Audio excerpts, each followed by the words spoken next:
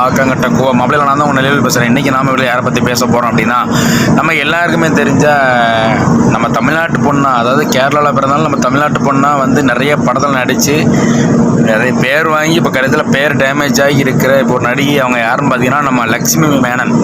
லக்ஷ்மி மேனனை பற்றி நம்ம வீட்டில் பேச போகிறோம். வீடியோ ஃபுல்லாக பாருங்கள், ஸ்கிப் பண்ணால் பாருங்கள், அப்போ தான் பேசலாம் தெரியும். வாங்க வீடியோக்குள்ளே போகலாம். நண்பர்களே, இப்போ வந்து பார்த்திங்கன்னா லக்ஷ்மி மேனன் அவர்களை பற்றி ஒரு வீடியோ சமூக வலைதளத்தில் வைரலாக போயிட்டுருக்கு.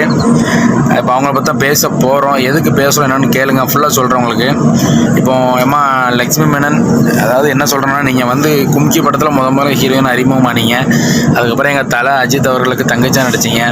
சுந்தரபாண்டியன் படத்தில் ஒரு கிராமத்து பொண்ணாக நீங்கள் தமிழ்நாட்டு கலாச்சாரத்தை அப்படியே முழுமையாக கொண்டு வந்து அவ்வளோ அழகாக அந்த பாவடத்தாவணி அந்த மாதிரி சேரியில் கட்டி அழகாக நடிச்சிங்க. ரொம்ப பெருமையாக இருந்துச்சு. நான் ஒரு விஷயம் கேட்குறேன், நீங்கள் எதுக்குமா அந்த மாதிரி இடத்துக்குலாம் போகணும்? பஃப்புக்கெலாம் எதுக்கு போகணும்? நீங்களே சொல்லுங்கள். குடிச்சதுக்கு உடம்பு கிடைக்கிங்க நான் கேட்குறேன். இந்த குடியால் எத்தனை குடும்பம் சீரழிஞ்சு ஆம்பளைங்களுக்கே போகுது, பொம்பளை பிள்ளைகளுக்கு தேவையா இது?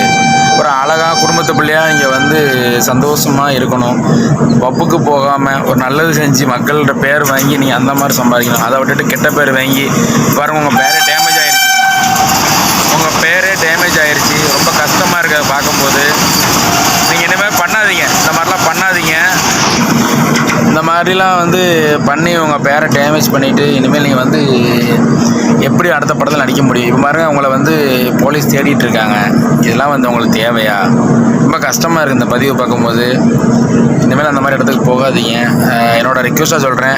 இந்த பதிவை பசங்க யாரும் பார்க்க மாட்டாங்க, முதல் விஷயம். அது ஒரு விஷயம். இதனாலும் கொஞ்சம் மக்களே, ஒரு பொம்பளை பிள்ளை ரொம்ப வந்து இது பண்ணாதீங்க. நீங்கள் அந்த மாதிரி குடிச்சிட்டு அந்த மாதிரி பண்ணது தப்பு தான். நீங்கள் நம்மளை குடிச்சிங்கன்னு தெரியாது, நியூஸில் பார்க்கவே தெரியுது லக்ஷ்மி மேனன் தங்கச்சிமா. ஓகே, இனிமேல் அந்த மாதிரி தப்பு நடக்காமல் பார்த்துக்கோங்க. ரைட் நம்பர்லேயே உங்களுக்கு வீடியோ எப்படி நினைக்கிறேன் பிடிச்சதுன்னா லைக் பண்ணுங்கள், கமெண்ட் பண்ணுங்கள், ஷேர் பண்ணுங்கள். மறக்காமல் நம்ம நெல்லை வேலு சோசியல் மீடியா யூடியூப் சேனலை சப்ஸ்கிரைப் பண்ணி பெல் அமைக்கிறங்க. நன்றி, வணக்கம்.